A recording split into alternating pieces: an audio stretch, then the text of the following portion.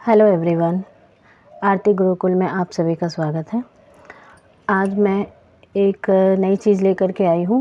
ये नई तो नहीं है, लेकिन यूजीसी नेट एस्पिरेंट को लेखक और उनके रचनाओं के नाम याद करने बहुत ज़रूरी होते हैं, क्योंकि एग्ज़ाम में बहुत सारे प्रश्न ऐसे घुमा फिरा के पूछा जाता है जिसमें हमें अगर लेखक का नाम याद रहे या लेखक की कौन कौन सी रचनाएं हैं इसका नाम याद रहे तो हमें सहूलियत होती है।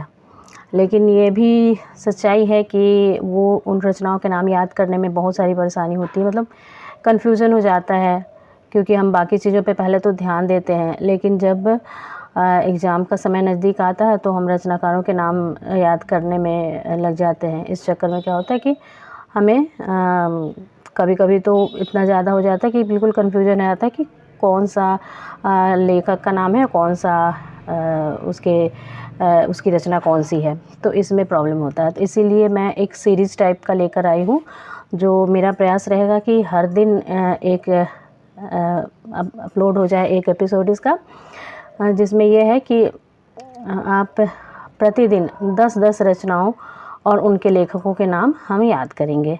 तो ऐसे क्या होगा कि अगर हर दिन आप 10 रचनाओं के नाम याद करेंगे तो वो आपको याद करने में आसानी होगा, और एक दिन में 10 रचना और उनके लेखकों के नाम याद करना कोई बहुत बड़ी समस्या नहीं है।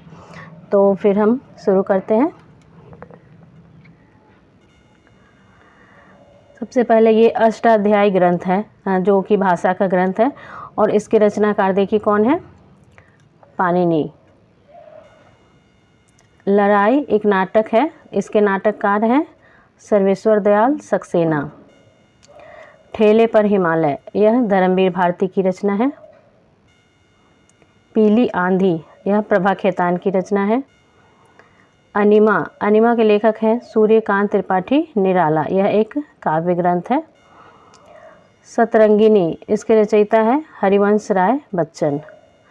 सतरंगे पंखों वाली काव्य ग्रंथ है, इसकी रचनाकार हैं नागार्जुन।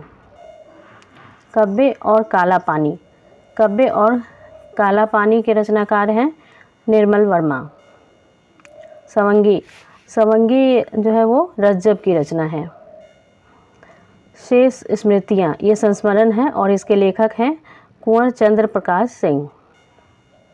तो दोस्तों, अगर आपको मेरा ये क्लास उपयोगी लगा हो तो प्लीज़ लाइक, कमेंट और सब्सक्राइब ज़रूर कर दीजिएगा, और उन लोगों को शेयर भी कर दीजिएगा जो कोई नेट का ये तैयारी फ्री में करना चाहते हो, तो उन सभी को मेरी यह क्लास ज़रूर शेयर कर दीजिएगा। धन्यवाद।